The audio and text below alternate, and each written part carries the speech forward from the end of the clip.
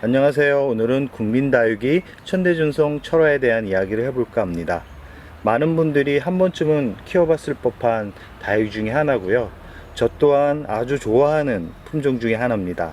그러나 요즘은 인기 다육이에 밀려서 농장에서나 매장에서나 참 찾아보기 힘든 다육이가 되어버렸습니다. 이 천대준송 철화 같은 경우는 제가 왜 좋아하냐면요, 무던하기 때문에 그럽니다. 까칠하지도 않고 병충해에도 강하고 입고지에도 강하고, 이렇게 생명력이 아주 강한 아이들 같은 경우 단점이 있다면 가격이 너무 착하다 라고 말씀드리고 싶습니다. 천대중성 철화 같은 경우는 인기가 있을 때 그렇게 편차가 크지 않습니다. 가격 또한 지금 이 정도 대품 같은 경우는 대략적으로 한 15,000원 정도면 충분히 구입을 할 수 있는 다육인데요. 아마 철화에서 이렇게 착한 가격으로 만날 수 있는 철화는 그렇게 흔하지 않다라고 생각합니다. 많은 분들이 약간 이 천대정성 철화가 약간은 화려하지 않은 이유 때문에 구입하기를 약간 꺼려하는 경우도 많습니다. 저 같은 경우도 처음에는 볼품 없었고, 뭐 다른 다육이에 비해 화려함도 없고, 그렇다고 뭐 꽃이 예쁜 것도 아니고, 단 성장 하나만큼은 빨라서 좋아했고 입고지가 잘 돼서 좋아했던 다육 중에 하나였습니다. 그러나 천대정성이 세월을 몸에 담기 시작하면 정말 화려한 다육으로 변신한다는 것은 아무도 모를 겁니다. 아마 제가 오늘 썸네일로 보여드리는 그 천대정성 철화 같은 경우는 이제 제품에서 4년 정도를 키우다가 분양을 보낸 얼굴인데요. 그렇게 화려한 모습을 보여줍니다.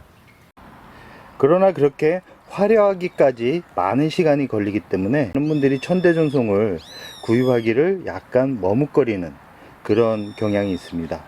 천대전송은 대략 한 1년 이상은 키워야 약간 노르스름한 색깔로 이렇게 단풍이 드는데요.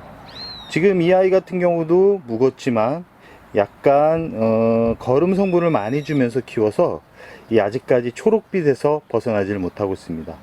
이렇게 천대중성은 물들이기가 약간 힘들지만 물이 들면 아주 화려한 다육이로 변신하는 대표 품종입니다. 이 천대중성이 성장하는 계절은 봄, 가을, 겨울입니다. 이 사계절 중에 여름 빼고는 다 잘 자란다고 보시면 되는데요. 오늘도 지금 7월 둘째 주가 지나고 있는데, 올해는 작년과 다르게 약간은 시원한 여름을 보내고 있습니다. 특히 강릉 같은 경우는 그런데요. 지금 보통은 수면기에 이렇게 들어갔어야 법한 이 천대전송이 아직까지 성장을 하고 있습니다.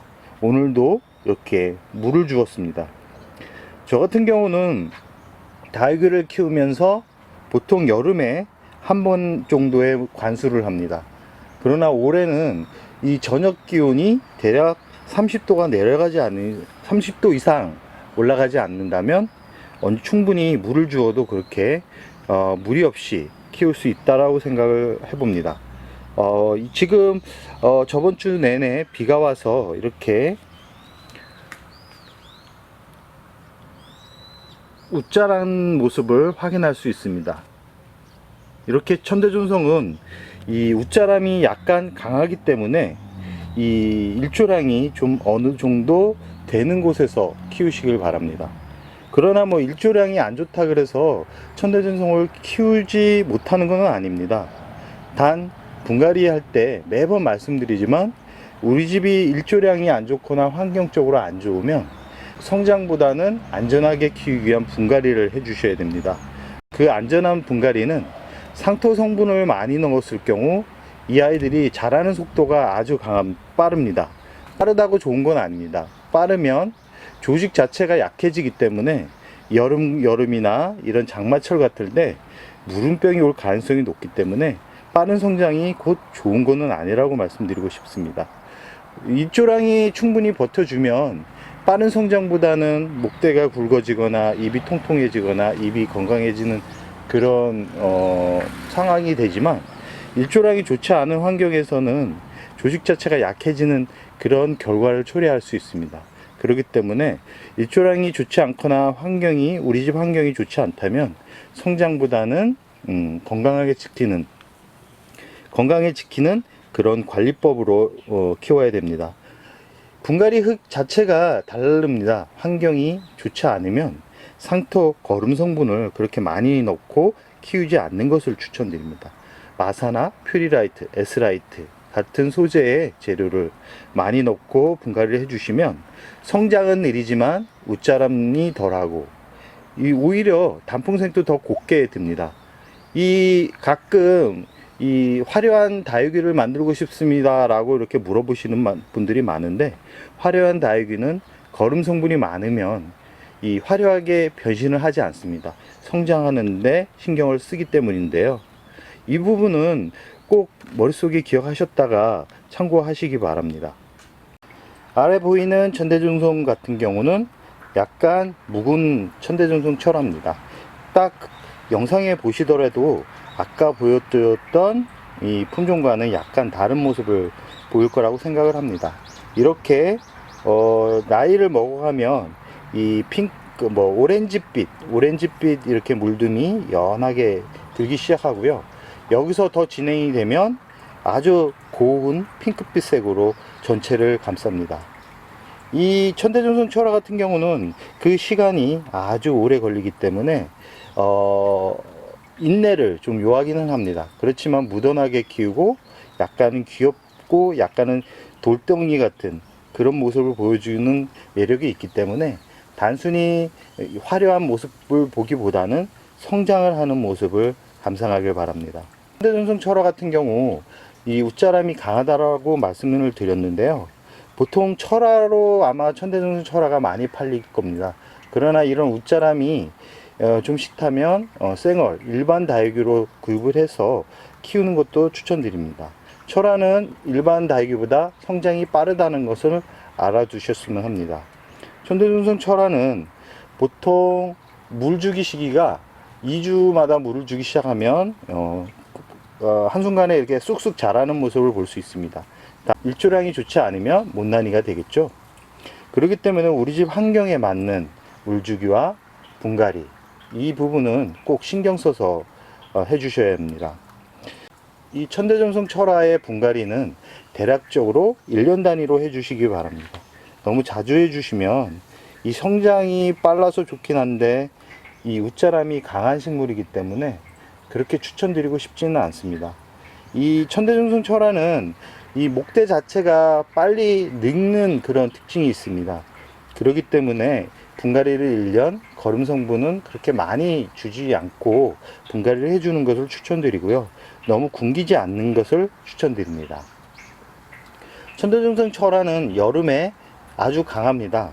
여름에 강하기 때문에 굳이 방금이나 뭐 이런 쪽으로 옮겨 놓을 필요도 없이 그냥 봄부터 겨울까지 이 아이가 쭉 성장하는 그 시기까지 한 자리에서 놓고 키워도 큰 문제가 없을 만큼 무던한 식물 중에 하나입니다. 병충해가 걱정이 되시는 분들이 많은데 이 천대중송 철화는 이상하리만큼 병충해가 그렇게 끼지도 않습니다. 이렇게 잘 자라는 다육이가 사랑을 받아야 되는데 오히려 사랑을 못 받고 가격은 똥값, 그러니 키우지를 않다 보니까 찾아보기가 힘든 다육이가 되어버렸는데요. 혹시 주변에 천대중송 철화가 있다면 한번 좀 키워보라고 말씀드리고 싶습니다. 이 천대중송 철화는 성장이 빠르기 때문에 좁은 화분보다는 약간은 넓은 화분에서 키우는 것을 추천드립니다. 이 1년 정도만 키우면 아주 풍성한 모습을 볼 수 있기 때문인데요. 분갈이를 할 때는 꼭 뿌리 부분을 어느 정도 제거를 해 주신 다음에 분갈이를 해 주시기 바랍니다. 이 처음 다육이를 키우는 분들은 뿌리가 상처를 받을까봐 뿌리를 건드리지 못하는 경우가 있는데, 다육이는 뿌리를 그냥 잡아떼도 하루나 이틀 정도만 말려서 심어주면 아무 문제가 없습니다. 다육이를 키울 때 너무 소심하면 오히려 다육이가 잘 크지 않습니다. 약간은 과감하게 툭툭툭 이렇게 잎을 떼거나 뿌리를 제거하거나 이렇게 키워야지만 이 다육이를 키우는 그런 실력이라 그래야 되나요? 그런 게 약간은 는다라고 볼 수 있습니다. 어차피 다육이는 경험입니다. 경험이 다육이를 잘 키우는 비결이기 때문에 처음부터 너무 겁이 나서 살살살살 키우다 보면 결국은 아이는 아이대로 힘들고 키우는 사람은 키우는 사람대로 힘듭니다.